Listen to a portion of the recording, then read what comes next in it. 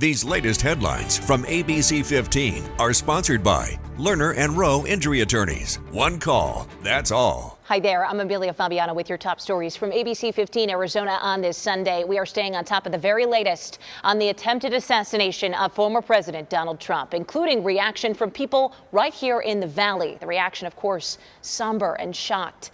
Many telling us they were afraid political violence would only get worse in the coming months before the election. Others say they aren't surprised, though, that something like this happened because of the political climate right now.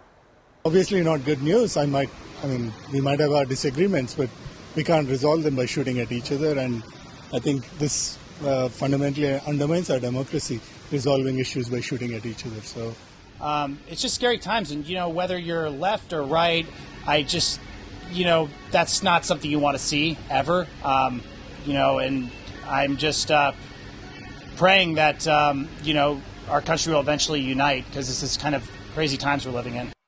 Some tell us they believe what happened could actually help former President Trump win back the White House in November. And overnight, roughly 40 people attending a vigil for the former president at our state capitol in the hours following the assassination attempt yesterday.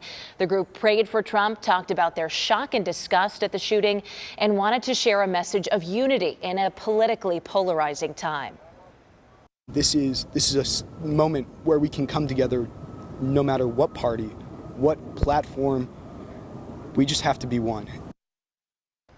Now to our Wildfire Watch on this Sunday. We're reaching out to officials to learn the latest on the watch fire burning in San Carlos. That fire growing to over 2,100 acres this weekend. The San Carlos Apache tribe has declared a state of emergency after dozens of families' homes were consumed by these flames. Investigators now believe this one was started intentionally. So far, though, no arrests have been made. And we're also keeping a close watch on several other fires burning across the state. The Freeman fire near Oracle growing this weekend, burning over 31,000 acres as of yesterday. We're learning that blaze is about 5% contained. Fire crews working now to get ahead of the fire to try and establish containment lines. The Pius fire near Payson is now 65% contained. Meanwhile, crews don't expect this fire to grow anymore. The cause of it is under investigation.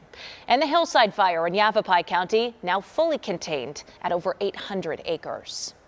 Looking ahead today, construction is set to begin for the Ocotillo Bridge in South Gilbert next week. The 545-foot-long Statement Bridge will cross over the watercourses at Gilbert Regional Park to connect the Ocotillo Road between Higley and Greenfield roads. They hope this will improve response times for police and fire and give direct access to the recreational area below. The bridge is expected to open next year, but the groundbreaking ceremony is on Tuesday.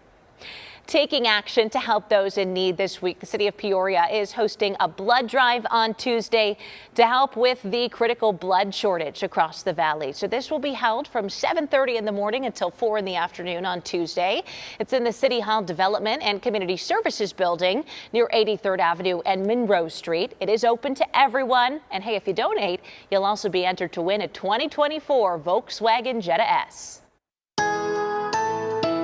Let's get you a check of that most accurate forecast today. Temperatures will be above normal for this time of year, but no longer under an excessive heat warning. We also have some monsoon storm chances later this evening here in the valley. By around 8 tonight, we could see some storms coming down from the north. About a 30% chance they make it down here into the valley around 8 or 9 tonight. Then those chances taper off as we head into those overnight hours. We'll hit 89 today in Flagstaff, 102 in Sedona, 95 in Payson and Prescott, 90s along and north of the rim, 113 out at Lake Havasu City. And overnight we'll drop down into the 60s in Prescott and Payson, 50s and 60s in the high country along and north of the rim, and 70s overnight in Kingman and Sedona Globe too.